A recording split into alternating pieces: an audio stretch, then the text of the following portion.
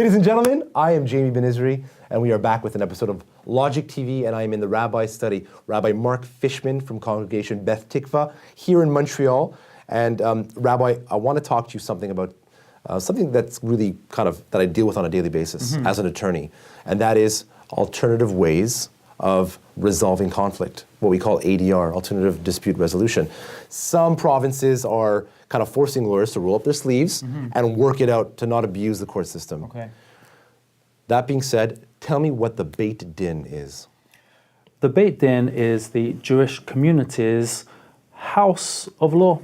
That's the literal translation, and it is the court system within the Jewish community for conflict resolution, for the processing and administering of Jewish legal decisions and judgments for our community. What are the core applications of the Beth Din? The Beth Din is involved in a plethora of different aspects of Jewish communal life. A major aspect would be in conflict resolution. A lot of the time they will be involved in the writing up of contracts, specifically contracts concerning business opportunities and the dissolving of such contracts as well.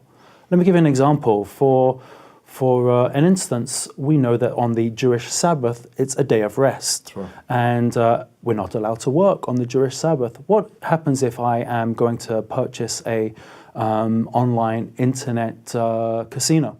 Are you going to, by the way? I might buy a second, I'm not sure. I might buy a second. But let's say I do, and I now have to stop working on the Jewish Sabbath. Well, my online business is running 24/7. In such cases, I would need a mechanism to allow me to sell a part of my business one day a week, so to speak, to another person who would be a co-owner with me.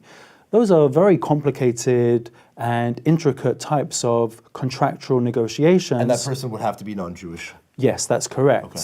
And that way, that person who isn't obligated in the Sabbath, he wouldn't have a problem by earning the earnings that would be then paid to him 1 out of 7 days. So a Beth Din would be where we would go to finalize, to draw up, and to enter into that contract.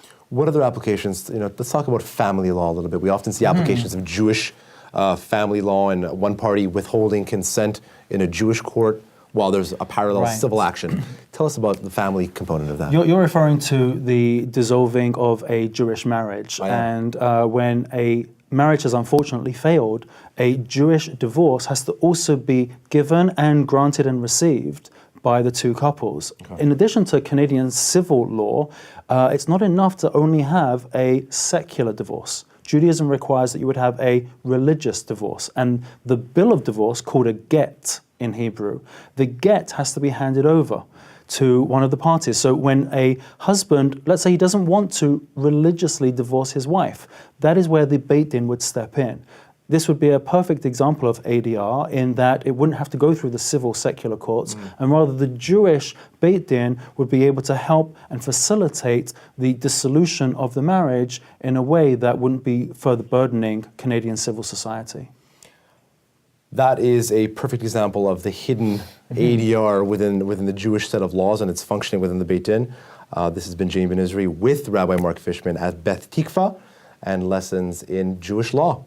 Shabbat Shalom. If you like this video, don't forget to press on that little thumb. Don't forget to comment below, share the page, and don't forget to subscribe to our channel.